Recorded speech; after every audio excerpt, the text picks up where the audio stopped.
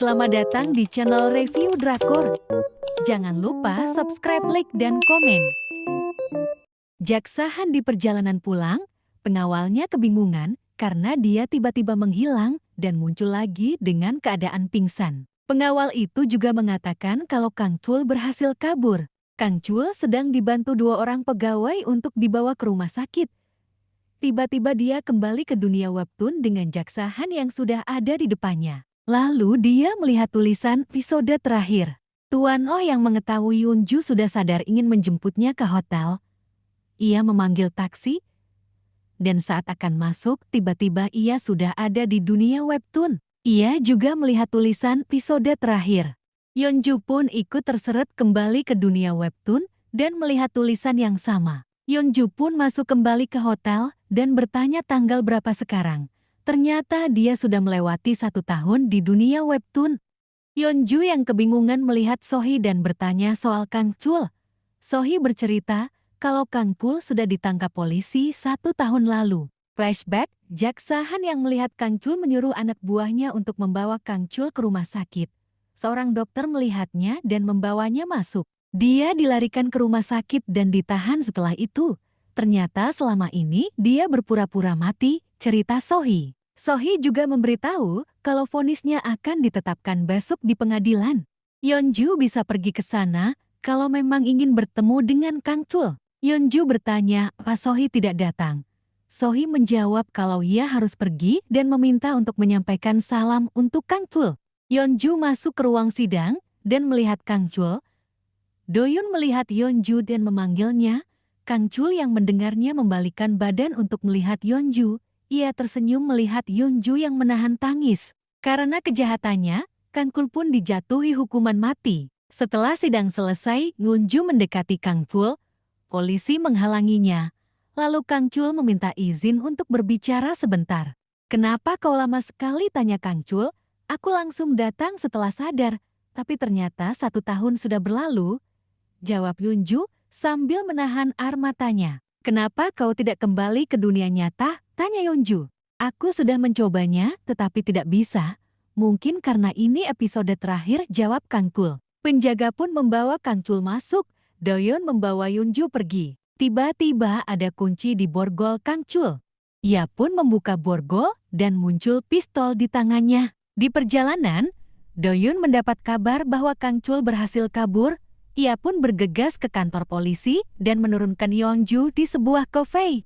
Kang Chul menjemput Yunju di kafe.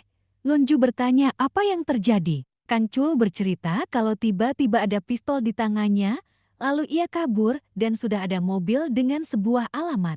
Kang Chul pergi ke alamat tersebut dan melihat Tuan Oh yang sedang terikat. Kang Chul pun bertanya apa yang terjadi dan siapa yang mengikatnya. Tuan Oh pun bercerita kalau ia sendiri yang mengikatnya. Ia terseret ke dunia ini 1 tahun yang lalu. Ia naik taksi untuk pergi ke pantai menemui Yunju. Tiba-tiba ingatan Tuan Han muncul dan dia menyerang supir taksi itu. Ia pun dibawa ke kantor polisi. Tetapi karena tidak punya identitas dan keluarga, ia dibawa ke rumah sakit jiwa.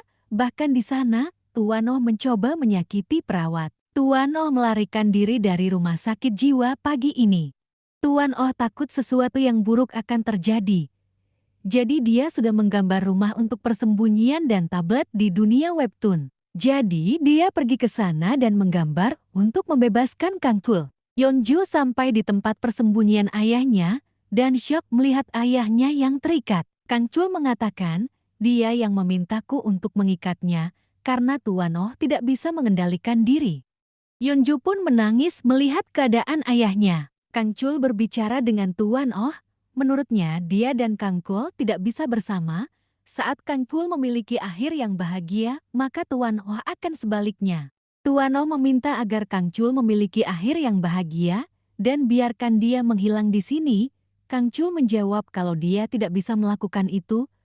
Tuan Oh mengangkat tangannya dan berkata, "Lihat ini, tanganku baik-baik saja bukan?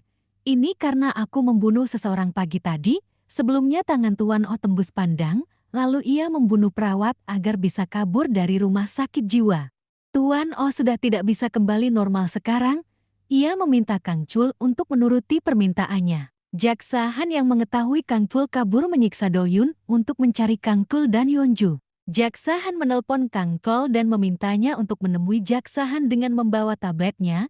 Ia mengancam Kang Tul dengan Do-yun. Di rumah Yeonju sedang sibuk menggambar. Tuan Oh terbangun dan bertanya, apa yang sedang dilakukan Yeonju? Yeonju pun menjawab kalau ia menggambar CCTV di tempat Jaksa Han menyiksa Kang Tul karena ia ingin segera keluar dari dunia webtoon. Tiba-tiba tatapan Tuan Oh berubah. Ia pun langsung mencekik Yeonju. Kang Chul datang dan segera menolong Yeonju. Ia mengikat Tuan Oh kembali. Yeonju sedih melihat kondisi ayahnya. Kang Chul mengatakan kalau Do-yun disiksa Jaksa Han. Dia menginginkan komputernya. Lalu pagi ini Tuan Oh membunuh seseorang. Jadi polisi sedang mencarinya. Kita hanya punya sedikit waktu. Polisi berhasil menemukan tempat persembunyian Tuan Oh.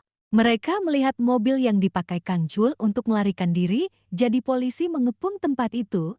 Tiba-tiba semua jendela dan pintu menjadi dinding dan tidak ada jalan masuk. Kang Chul meminta Yeonju untuk memutuskan kan menjadi akhir seperti apa webtoon ini, karena Kang Chul dan ayahnya tidak bisa memiliki akhir yang bahagia.